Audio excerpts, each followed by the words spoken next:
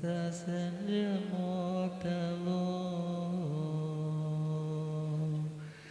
देवावेतं नमः सत्ते जसधमे सया मनो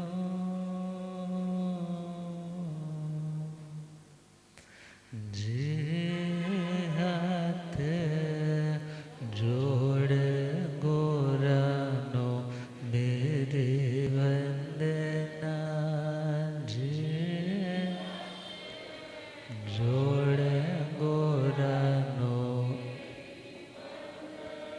एक बार वंदना हजार बार वंदना एक बार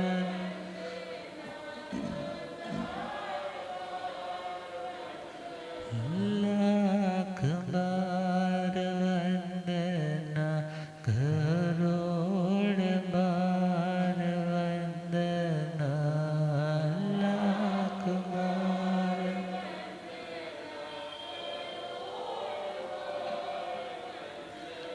जे हाथ जोड़ गोरानो मेरी वंदना जे जोड़ गोरानो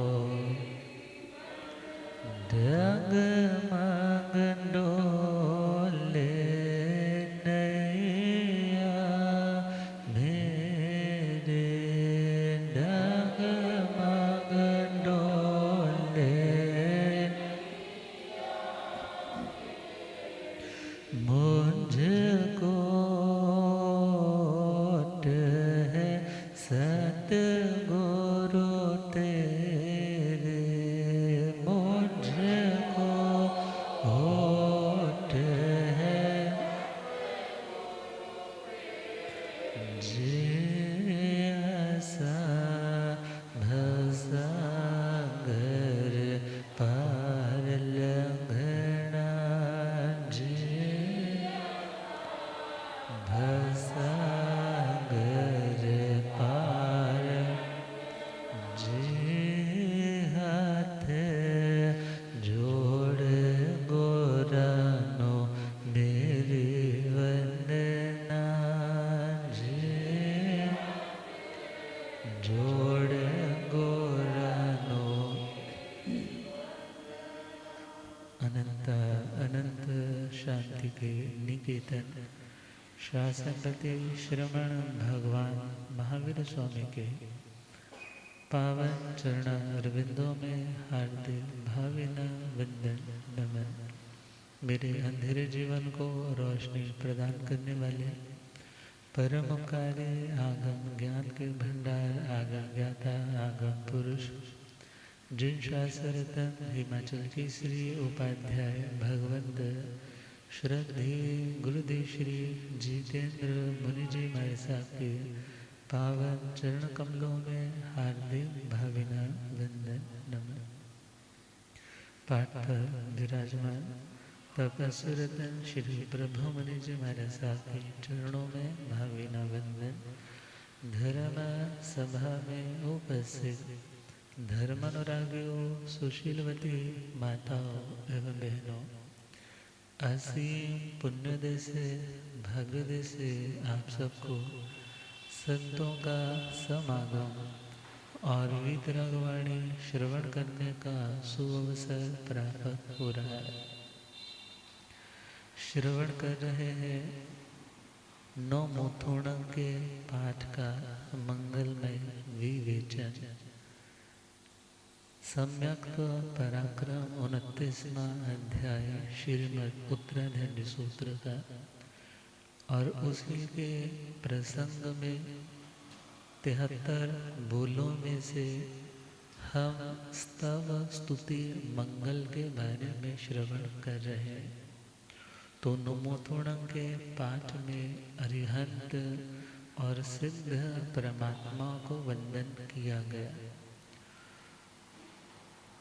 और यह ऐसा प्रभावशाली पाठ है जो आत्मा को निर्वाण की दशा तक पहुंचाने वाला, चरम शरीरी बनाने वाला और भव भव की यातनाओं से मुक्ति दिलाने वाला, आत्मा के भीतर सोए हुए परमात्मा शक्ति को जागृत करने वाला, आत्मा के मौलिक गुणों को पहचानने में मदद करने वाला।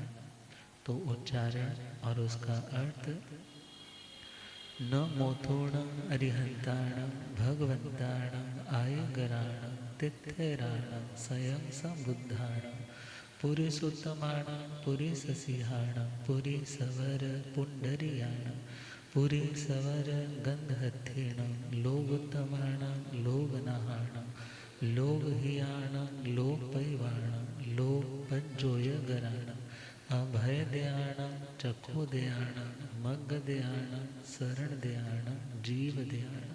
तो हम अभी रुक रहे हैं क्योंकि अभी तक हमने मग्ग दयाणम शरण दयाणम तक सुन लिया। तीर्थंकर आत्माएं जो अरिहंत दशा को प्राप्त है, उन्होंने ही सिद्ध गति को जाना है, ये निश्चित फाइनल है।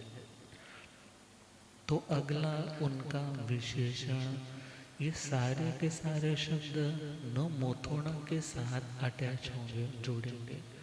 न मोथोणम का मतलब है न मोस्तु, नमस्कार हो अरिहंत भगवंतों को, अरिहंताण भगवंताण।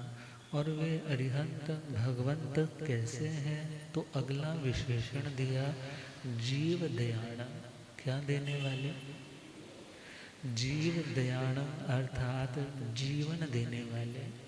जीवन अर्थात संयममय जीवन प्रदान करने वाले।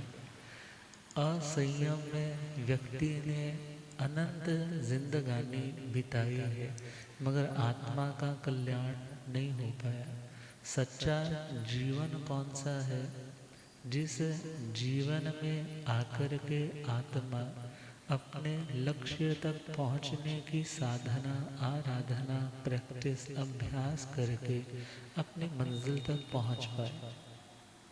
तो अरिहंत परमात्मा की शरण में आने वाली आत्मा सच्चे अर्थों में जीवित आत्मा बन जाती है। अर्थात धर्म की दृष्टि से जो अभी मृत प्राय है, जो धर्म की दृष्टि से आंखें मूंद करके बैठा है, ऐसे व्यक्ति का जीवन जीवन नहीं बल्कि वो तो मृत्यु के समान ही है। मगर परमात्मा सच्चे अर्थों में जीवन का बोध, जीवन का लक्ष्य समझाने वाले।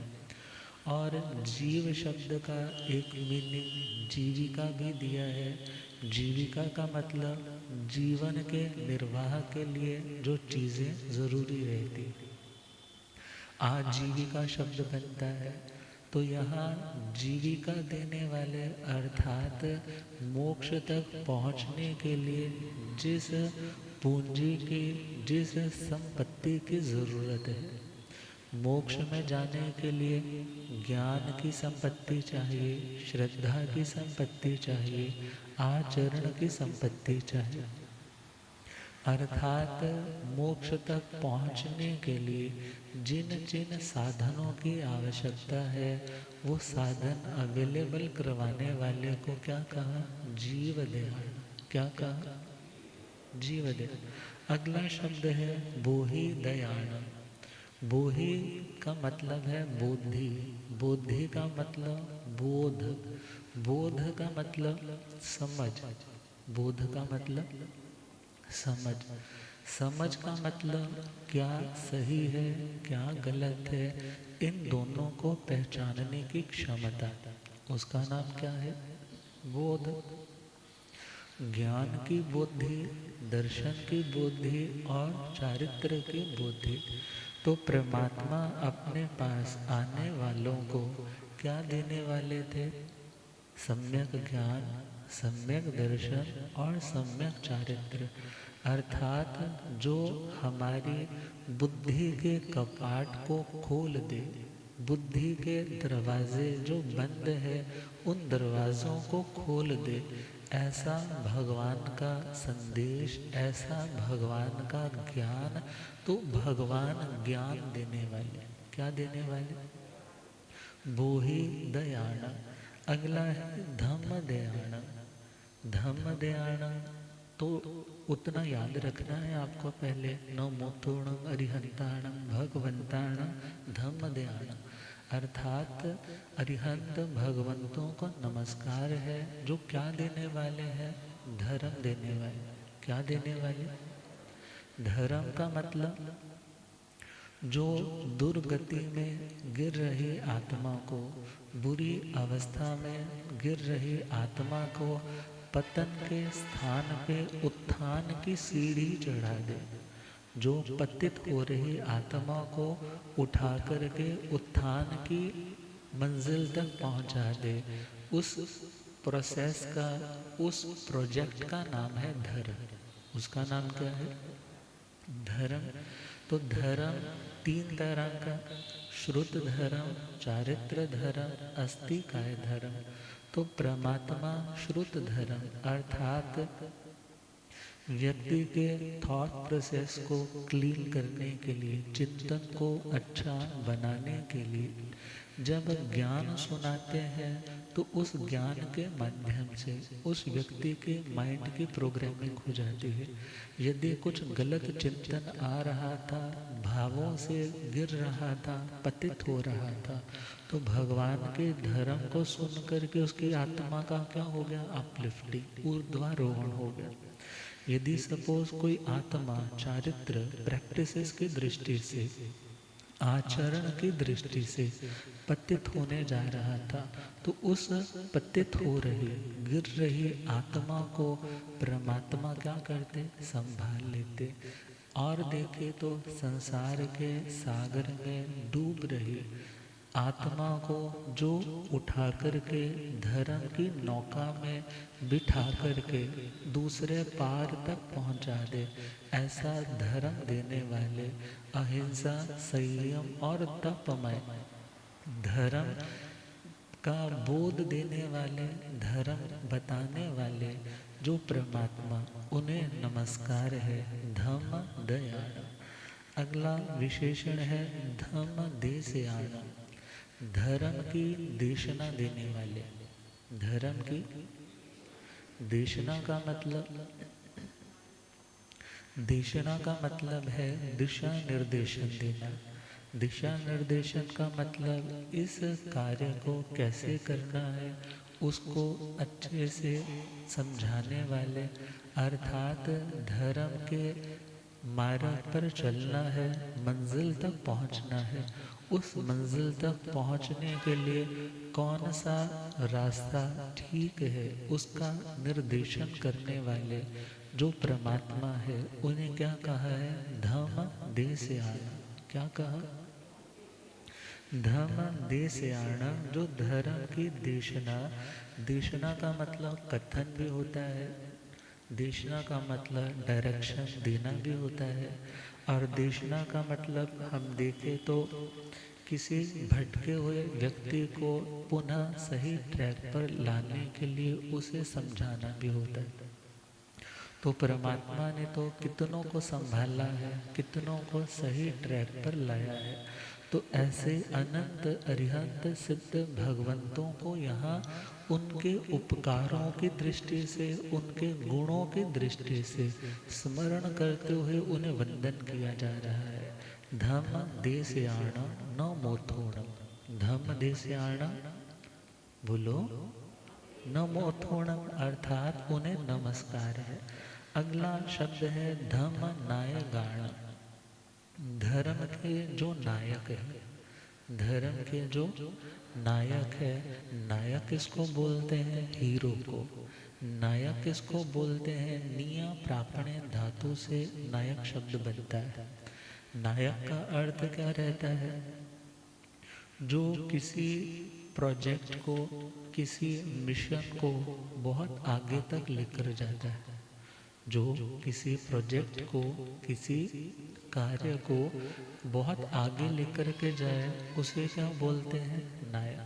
जैसे आज के टाइम में देखें तो बहुत से कपड़ों के ब्रांड वाले या बहुत से चीज़ों को जो कंपनी बना रही है, उनको एक लंबे, एक बड़े हाई स्केल पे प्रमोट करने के लिए, उसकी बिक्री को बढ़ाने के लिए वो लोग ब्रांड एम्बेसडर बनाते हैं। क्या बनाते हैं? ब्रांड एम्बेसडर्स बनाते हैं। फिर वो लोग बताते हैं कि ये चीज़ अच्छी है। अब अमिताभ बच्चन आकर के बोल रहा है ये चीज़ अच्छी है, हेमा मालिनी बोल रही है ये आरओ का पानी अच्छा है, प्रमोट कर रहे हैं ना। जब एक व्यक्ति आकर के किसी चीज़ के बारे में बता रहा है तो अन्य जनता उससे इंस्पायर होकर के क्या करती है? हमें भी ऐसा करना है। और नायक का मतलब है इंजन। नायक का मतलब इंजन। इंजन जो आगे रहता है, जो अग्रणी होता है, जो प्रधान होता है। ऐसे ही धर्म तीर्थ के जो नायक है, चतुर्विध संघ है। क्योंकि तीर्थंकर तीर्थंकर तीर्थ नहीं होते, तीर्थंकर तीर्थ नहीं होते, बल्कि तीर्थ को करने वाले होते हैं। तीर्थ को करने वाले होते हैं। इट मीन्स तीर्थंकर स्वयं इंजन है, मगर बाकी क्या है? उस इंजन के साथ जुड़े हुए डब्बों के समान है। तो नायक का अपना कैरेक्टर भी बहुत हाईली डिसिप्लिन्ड होगा। क्योंकि यदि इंजन डिसिप्लिन में है, अनुशासन में है, लाइन के ऊपर है, तो पीछे लगने वाले जितने भी डब्बे हैं वो भी लाइन पे रहेंगे। और यदि इंजन ही डिरेल्ड हो जाएगा, इंजन ही नीचे उतर जाएगा, तो पंजाबी में कहो तो पट्ठा बह जाएगा, सारे गिरेंगे।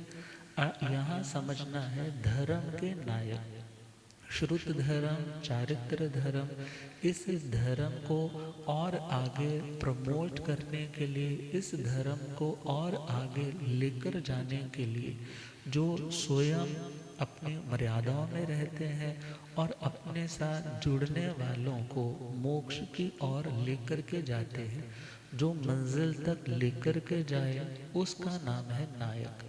उसका नाम क्या है? नायक बोल लो, नेता बोल लो। आज के टाइम में नेता नेगेटिव सेंस में बोला जाता है, मगर नेता का मतलब भी जो सामान्य कम्युनिटी को लीड करने की क्षमता रखता है और उन सभी की पर्सनैलिटी को, सोई हुई शक्तियों को प्रोवोक कर सकता है, जागृत कर सकता है और उन्हें भी अपने साथ लेकर के उस मिशन को आगे पहुंचा सकता है। और मिशन कौन सा है? कर्मों से मुक्त होने का। ये तो है नहीं कि अपनी पब्लिक बढ़ानी है या अपना पंथ फैलाना है, ऐसा तो मिशन नहीं है। मिशन क्या है कि सभी जीव जीना चाहते हैं, कोई मरना नहीं चाहता। ये मेंटेलिटी मेरे पास तो है, मगर यही मेंटेलिटी सभी के पास आए, सभी सुखी हो पाए, भविष्य में ऐसा दुख उन्हें पाना ना पड़े, उसके लिए आज से ही उन्हें गलत कर्मों से खुद को रोकना होगा। तो इस धर्म की ध्वजा को उठा करके जो चलने वाले रहते हैं, उन्हें क्या कहा? धम्म नाय गाणा। क्या कहा? बोलो। धम्म नाय गाणा। आगे देखे तो अगला वर्ड है धम्म सारहीन। बातें सेम सेम है, मगर कुछ कुछ डिफरेंस है, तो उसको अलग अलग एग्जाम्पल के द्वारा बताया है कि अरिहंत आत्मय, तीर्थंकर आत्मय कैसे होती है? वो धर्म के सारथी होते हैं। धर्म के क्या होते हैं? सारथी क्या करता है? सारथी वैसे तो पुराने टाइम की बात हो गई, क्योंकि आजकल तो घोड़े, गाड़ी इत्यादि तो या तो दीक्षा महोत्सव पे दिखाई देते हैं और या कोई रामनवमी का कुछ चलता है तब दिखाई देते हैं। तो खैर, सारथी क्या करता है? सारथी क्या करता है? रथ को सही डायरेक्शन में लेकर के जाता है, उन मार्ग से बचाता है, सन्मार्ग की ओर बढ़ाता है। रास्ते में घोड़े यदि कुछ इधर उधर ताकना झांकना चाहे, खेतों में जाना चाहे, तो उन्हें लगाम से खींच करके क्या करता है, कंट्रोल करता है। तो परमात्मा भी कैसे हैं, धर्म रूपी रथ के सारथी। धर्म रूपी रथ के सारथी हैं। श्री कृष्ण महाराज अर्जुन के क्या बने थे, सारथी तो बने थे। तो युद्ध में विजेता बन गए अर्जुन। और दुर्योधन ने सेना मांगी थी, मगर सेना के सहारे तो कुछ बन नहीं पाया। तो वो तो भले नाम की दृष्टि से धर्म युद्ध था, मगर सच्चे अर्थों में धर्म युद्ध जहाँ पर कोई खून खराबा नहीं, जहाँ पर कोई हिंसा का तांडव नहीं, जहाँ पर किसी के अधिकारों का शोषण नहीं, तो परमात्मा भगवान महावीर स्वामी या ऐसे अनंत तीर्थंकर आत्माएं वो क्या करते हैं, धर्म के इस रथ को आगे बढ़ाने के लिए सही ट्रैक पर खुद उस रथ को चलाते हैं, और उस रथ में जो सवार है उन सभी को क्या करते हैं, अपनी मंजिल तक पहुंचाते हैं। पुराने टाइम में एक भजन चला करता था ना, टिकटा ले लो जी तुरों गड्डी चला आई, सारे बैजो जी गुरुओं ने रेल चलाई। अब रेल बोलो, सारथी बोलो, या यहाँ पर धर्म के नायक बोलो, बातें तो सेम है, मगर यहाँ पर बताया जैसे एक ड्राइवर की सीट कितनी ज़्यादा पावरफुल रहती है। सभी लोगों की ज़िंदगी किसके हाथ में रहती है, ड्राइवर के हाथ में। और उसके ऊपर कितना विश्वास करना पड़ता है, अविश्वास के साथ तो नहीं ना चला जाता। तो हमारी धर्म की यात्रा, हमारी धर्म यात्रा का रथ आगे बढ़ सके, तो सारथी के रूप में हमें किसको बिठाना है, तीर्थंकरों की आज्ञा को, तीर्थंकरों भगवंतों की बातों को। तो जो धर्म की उस रथ की गति को बनाए रखने में, सन्मार्ग पर चलाए रखने में सारथी की भूमिका निभाते हैं, ऐसे तीर्थंकर परमात्मा, उन्हें न मोतोड़म, उन्हें क्या करना है, नमस्कार। आगे बढ़े तो धम वर चाऊ रंत चक वट्टीन, थोड़ा सा लंबा सेंटेंस आ जाता है, बच्चों को याद करवाना हो तो बार बार रेपिटेशन देनी पड़ी थी, मगर आपको तो याद है, धम वर चाऊ रंत चक वट्टीन। तो धर्म का सिंपल अर्थ श्रुत धर्म, चारित्र धर्म। धर्म का मतलब आत्मा का स्वभाव, आत्मा की ओरिजिनल स्टेट, आत्मा की नेचर, ज्ञाता और दृष्टा। और उस लोकेशन सिचुएशन तक पहुंचने के लिए जो आत्मा का प्रोसेस साधना का है, वह है श्रुत धर्म और चारित्र धर्म। श्रुत धर्म और, समझ आ रहा है ना, श्रुत धर्म और चारित्र धर्म। और उस धर्म को क्या बोला, वर, धम्म वर। वर का मतलब श्रेष्ठ, वर का मतलब श्रेष्ठ। और ऐसे श्रेष्ठ धर्म चाओ रंत चक्रवट्टीण, चक्रवट्टीण मतलब चक्रवर्ती। चक्रवर्ती का मतलब जो 6 खंडों का क्या रहता है, विजेता रहता है। 6 खंडों की हुकूमत जिसके पास रहती है, और जिनका चक्र, चक्र बोलो या सिंपल लैंग्वेज में समझे तो जिनका कानून हर जगह पे लागू होता है, उन्हें क्या बोलते हैं, चक्रवर्ती। जैसे सिंगल करेंसी, सिंगल कानून वाली जो बातें आजकल हम सुनते हैं, तो चक्रवर्ती जो 6 खंडों के ऊपर हुकूमत रखने वाला, चारों गतियों में तीर्थंकरों का, और अंत का मतलब है विनाश करना, चारों गतियों का विनाश करने वाले। ये नहीं है कि चारों गतियों के प्राणियों का विनाश करने वाले, बल्कि चारों गतियों में पैदा होने योग्य जो कर्म होते हैं उन चारों गतियों में जाने वाले कर्मों का विनाश करने वाले। सपोज कोई पुराना स्टॉक में हो कर्म, तो उस कर्म को क्या करने वाले, क्योंकि चरम शरीरी है, नई आयुष्य तो उन्होंने बांधी नहीं है, पुरानी आयुष्य वो भोग रहे हैं।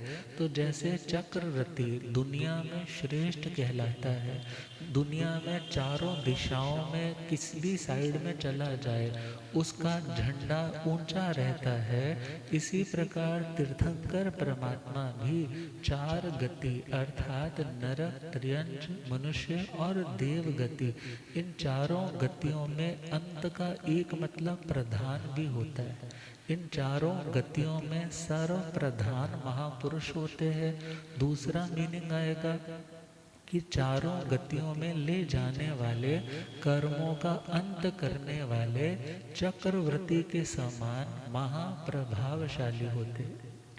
तो धम वर चाओ रंत चक्रवट्टीण दीवो ताण शरण गए पैठाण। हम तो अक्सर ऐसे ही याद करते, मगर ये प्रतियां, ये लाइनें मंदिर वाले समाज के नमोथुणों के पाठ में नहीं आती। और आचार्य हरिभद्र सूरी जी, आचार्य हेमचंद्र सूरी जी ने इन लाइन्स को नहीं लिया है। मगर जब हम अपनी परंपरा में देखते हैं तो वहाँ पर भी पढ़ने में तो यही आता है, दीवो ताण शरण गई पैठाण। मगर जो करेक्ट वर्जन है वह है दीवो ताण शरण गई पैठा। पैठाण नहीं बनेगा, पैठा ग्रामेटिकली। और यदि हम देखें कि ये शब्द कहाँ से आए, तो 23वां अध्याय उत्तराधंज सूत्र में केशी गौतमी का आता है। तो वहाँ पर केशी श्रमण जी महाराज गौतम स्वामी जी से पूछते हैं जब, कि कोई ऐसा स्थान है जहाँ पर महावेग का पानी जहाँ पर आ रहा है, कोई बचने का, सुरक्षा का स्थान हो, तो वहाँ पर शब्द आता है जरा मरण वेगेण बज्झमाणान पाणिण धम्मो दीवो पैठाय गई शरणम उत्तमम। 23वें अध्ययन की 68 नंबर की गाथा में ये सारे विशेषण धर्म के लिए कहे। किसके लिए? तो धर्म का जीवंत लाइव एग्जाम्पल, धर्म को पूरी तरह से जीने वाली कौन सी आत्माएं होती हैं? अरिहंत आत्मा। कैसी आत्माएं? क्योंकि अरिहंत आत्माओं का चरित्र यथा क्या चरित्र होता है। यथा का मतलब जैसा, ख्यात का मतलब बोलते हैं वैसा वो पालते हैं।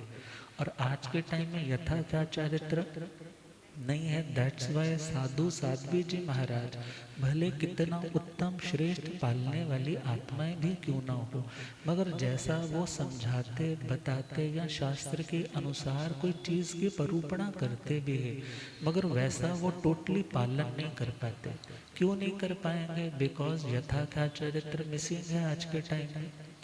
मगर परमात्मा धर्म को पूरी तरह से जीने वाले अरिहंत आत्माएं कैसी होती है? धर्म की मर्यादाओं को पूरी तरह से निभाने वाले हैं। तो धर्म को हो या तीर्थंकर को हो, दोनों दोनों एक हो जाते हैं। तो तीर्थंकरों के लिए क्या कहा? ये द्वीप के समान है। किसके समान? द्वीप किसे बोलते हैं?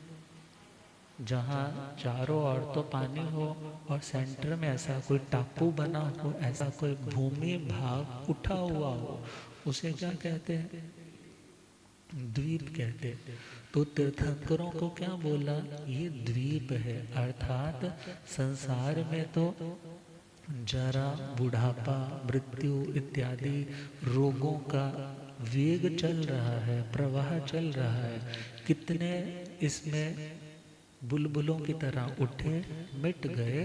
मगर यदि आत्मा को एक ऐसा स्थान चाहिए जहाँ पर सुरक्षा हो सके, तो तीर्थंकर परमात्मा द्वीप के समान।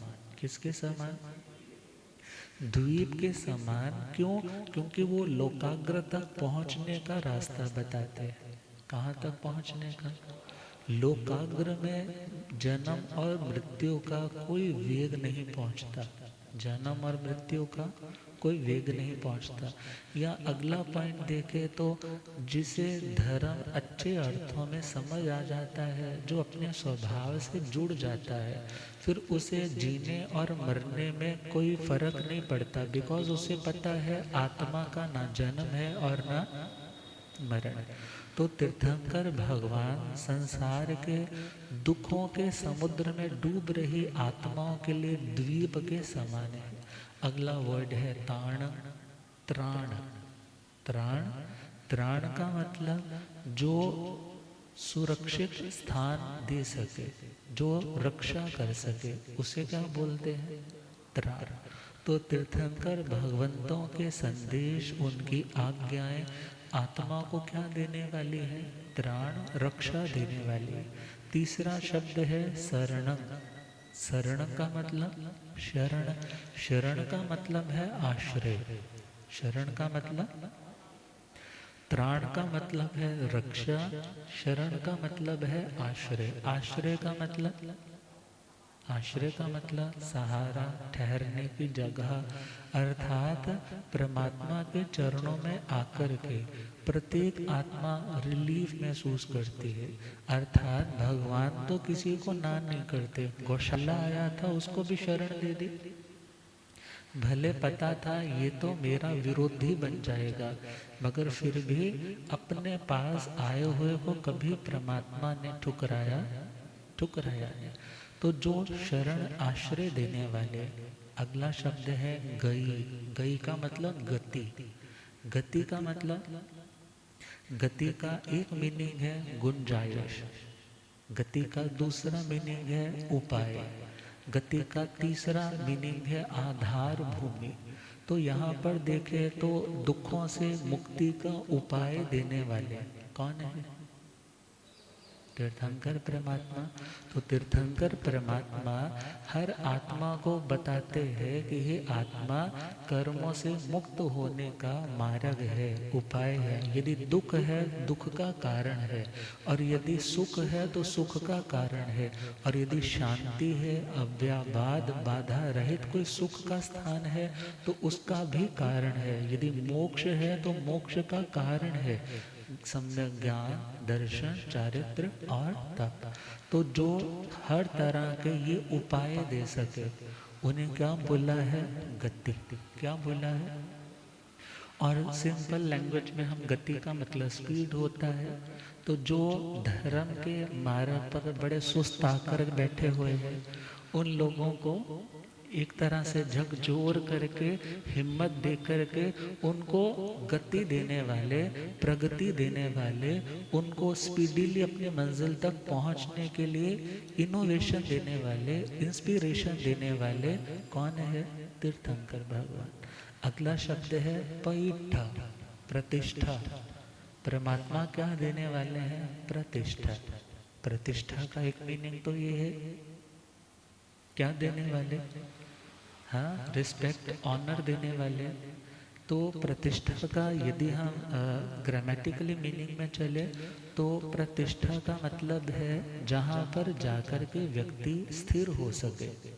तिष्ठ धातु आती है रुकने अर्थ में, जहाँ जाकर के रुक सके, मीन्स घर, निवास स्थान देने वाले। तो कहोगे भगवान ने तो अपने महल छोड़ दिए, तो क्या भगवान उनको प्रॉपर्टी अलॉट करके देते थे कि तुम मेरे पास आ जाओ, तुम्हारा मैं घर बनवा दूंगा?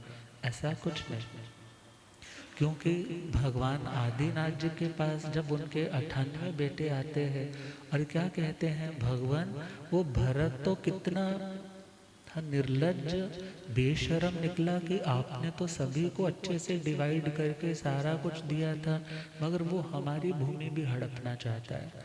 तो परमात्मा ने क्या कहा, मैं तुम्हें ऐसा सिंहासन दूंगा जिस सिंहासन पर किसी का कोई प्रभाव, किसी का अधिकार नहीं होगा, अर्थात तुम्हारा अपना अधिकार होगा।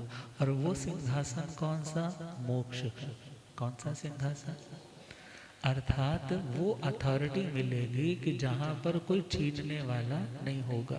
तो प्रतिष्ठा का सामान्य मीनिंग हम देखें, धर्म करने वालों को प्रतिष्ठा तो मिल ही जाती है। धर्म करने वाले को यदि आज संतों के जय जयकार है, यदि संतों के प्रति इतना आदर भाव है, या उत्तम श्रावकचर्या पालने वालों के प्रति अहो भाव है, उनके प्रति आप बड़े भाग्यवान बन करके हाथ जोड़ते हैं, तो ये भी तो प्रतिष्ठा है। तो प्रतिष्ठा देने वाला कौन? तीर्थंकर भगवंतों का मार्ग।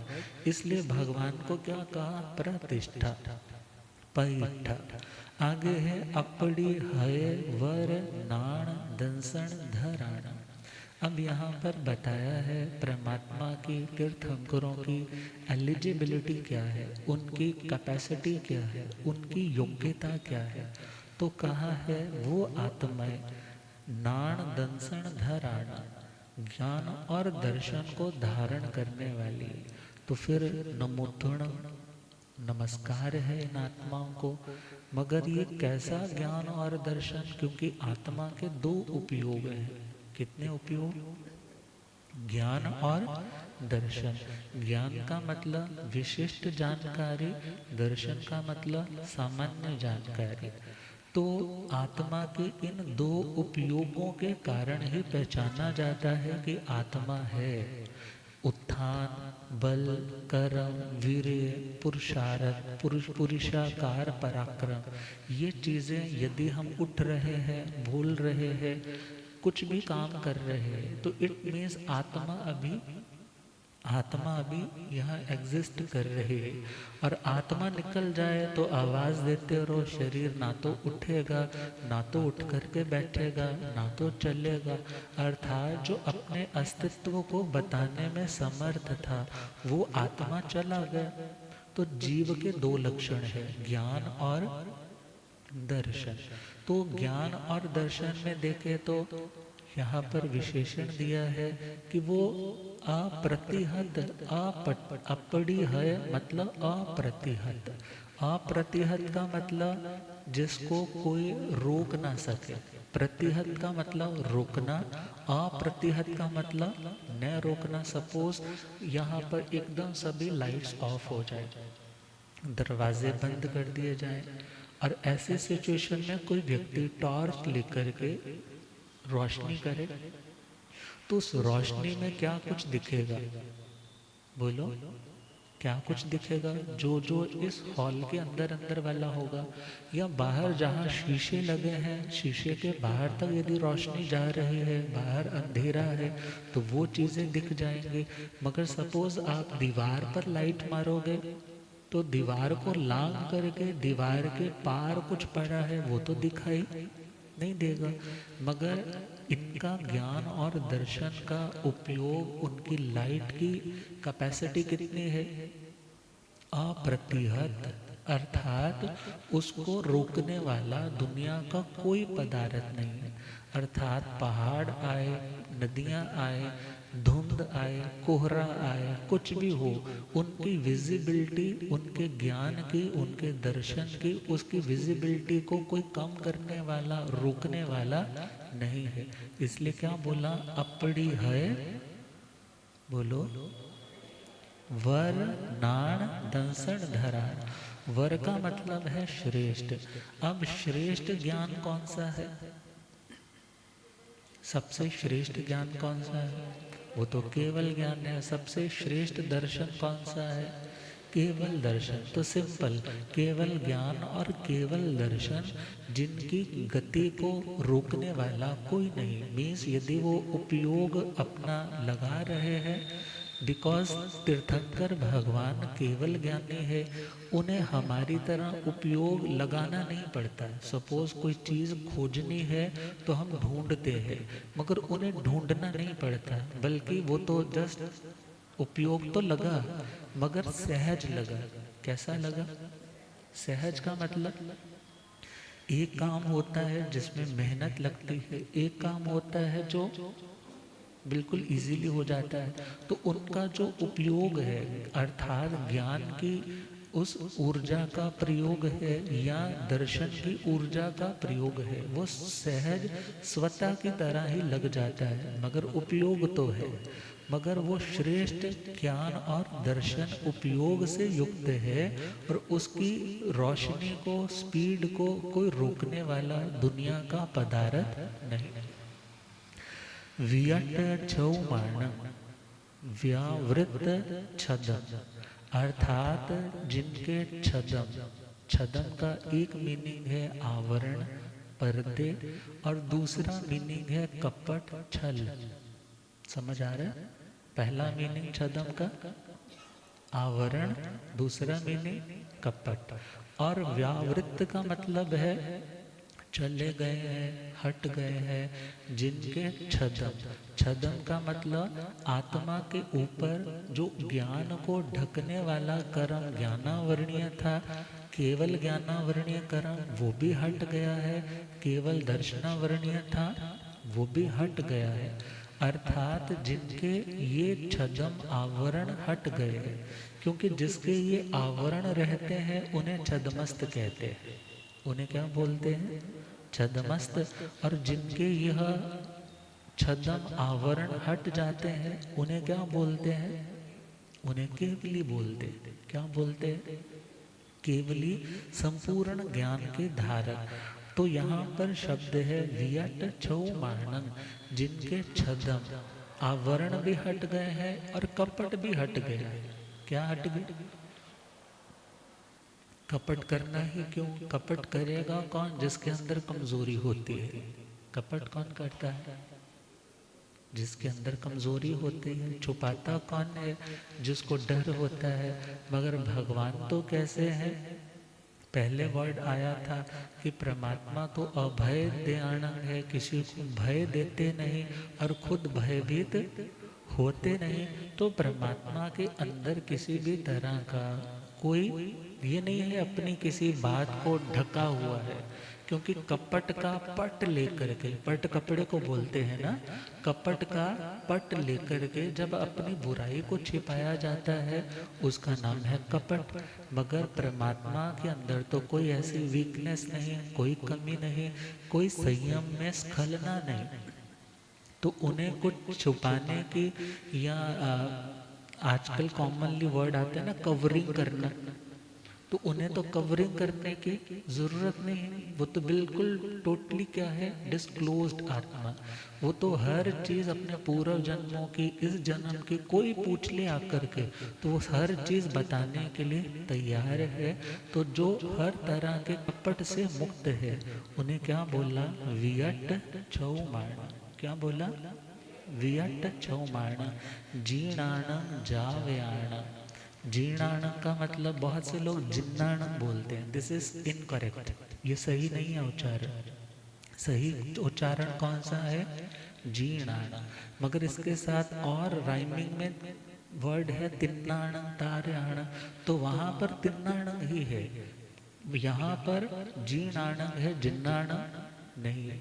तो जीर्णाणं जावयाणं अर्थात जो स्वयं विजेता है, जो स्वयं राग द्वेष इत्यादि अपने आत्मा के अभ्यंतर भीतर के शत्रुओं पर विजय प्राप्त कर चुके हैं। पहला वर्ड जीर्णाणं, दूसरा वर्ड जावयाणं। जावयाणं का मतलब जैसे आजकल लाइन चलती है किंग मेकर। आजकल क्या चलती है लाइन? King maker. सुना है वर्ड? एक तो किंग होता ही है, एक तो अमीर है ही है, और एक क्या है? दूसरों को भी राजा बना देता है। अर्थात भगवान स्वयं तो विजेता है ही है, मगर अपने पास आने वालों को भी विजेता बनने की सारी रेसिपी, सारा प्रोसेस समझा देते। ये कितना बड़े से बड़ा मिलियनेयर है। आजकल ऑटोबायोग्राफीज लिखने का, पढ़ने का बड़ा ट्रेंड है, मगर ऑटोबायोग्राफी में भी व्यक्ति सपोज कुछ लिखेगा भी, मगर वो सब कुछ सारी टेक्निक्स थोड़ा ही बता देगा कि उसने कैसे कैसे उस लेवल को पाया। और यदि कोई बताए तो चलो उससे भौतिक संपत्ति मिलेगी, आध्यात्मिक शांति मिले, इसमें तो कोई गारंटी नहीं है, मगर परमात्मा ऐसे विजेता है कि वो स्वयं जीत चुके हैं और दूसरों को कर्म रूपी शत्रुओं से रणभूमि में कैसे युद्ध करना, कैसे उनको पराजित करना, उसकी टेक्निक्स देने वाले हैं। तो परमात्मा स्वयं विजेता है और दूसरों को विजेता बनाने वाले हैं। समझ आ गया? गुरुदेव पधारे हैं। हो रब मेरा सतगुरु बन के आया मैनू,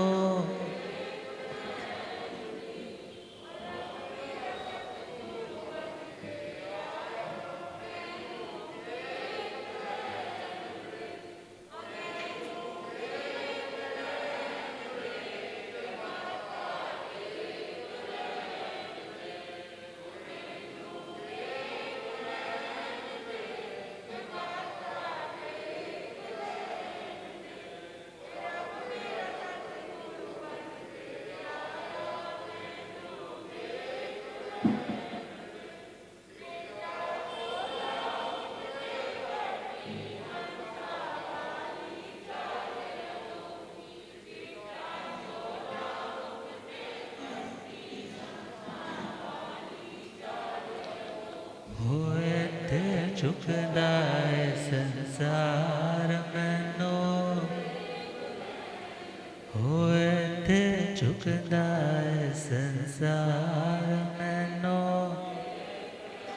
हो रब मेरा सतगुरु बन के आया मैनो। भूलिया गम ज्ञाता आगम पुरुष जिन शास्त्र तन हिमाचल के श्री उपाध्याय भगवंत श्रद्धे गुरुदेव श्री जितेंद्र मुनि जी। मेघ कुमार जी पहली ही रात के उस कष्ट से घबरा करके क्या सोच बैठे कि मैं संयम को छोड़ दूं। जैसे ही सुबह पहुंचे हैं तो परमात्मा से बात कहने को ही है, मगर परमात्मा ने तो सारा कुछ ही बता दिया और उनको अपनी पूरा हिस्ट्री रिवील करवा दी। वो जाति स्मरण ज्ञान तक पहुंच गए, आंखों से झरझर आंसू आने लगे।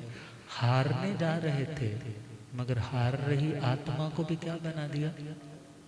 विजेता बना दिया। तो ऐसे परमात्मा जीणाणा जाव्याण खुद विजेता बने और दूसरों को, हारने वालों को, हार रही आत्माओं को भी विजेता बनाने वाले। तो वैसे परमात्मा के लिए श्वासा दे माला नल सिमरा मैं तेरा नाम, श्वासा दे माला नल सिमरा मैं तेरा नाम, तेनो ही ध्यावा में दाता सुभार श्याम, तेनो ही ध्यावा में दाता सुभार श्याम, श्वासा दे माला नल सिमरा मैं तेरा।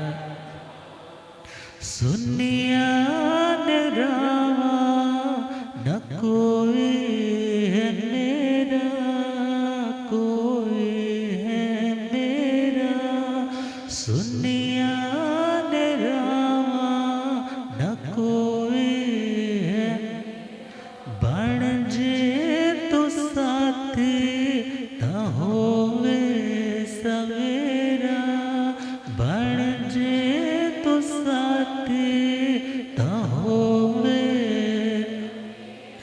मंजिल भी तू ही है, मंजिल न तू ही निशान, मंजिल भी तू ही है, मंजिल न तू ही निशान,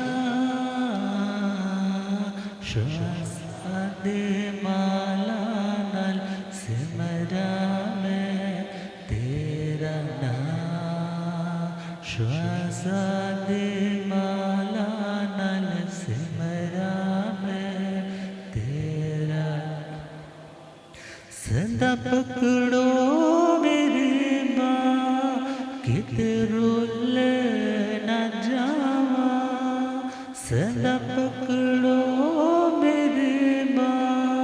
किते रोलना दुनिया विच रह के तेनू भुल न जावा दुनिया विच रह के तेनू जद भी मैं विसरा प्रभु जी निकल जाए मेरे है जा जद भी तो विसरे प्रभु जी निकल जाए मेरे है जा श्वासा दे माला नल सिमरा मैं तेरा नाम श्वासा दे माला नल सिमरा मैं तेरा दुनिया दी माया च मिलदे ने धोखे मिलदे ने धोखे दुनिया दी माया च मिलदे ने धोखे मिलदे ने प्रभास तेरा मिले हो ये सौखे मिले हो ये प्रभास तेरा मिले हो ये सौखे तू ही है रब मेरा तू ही तो मेरे है जा तू ही तो मेरे है जा श्वासा दे माला नल सिमरा मैं तेरा तेनो ही ध्यावा मैं दाता सुभारिष्टा तेनो ही ध्यावा मैं दाता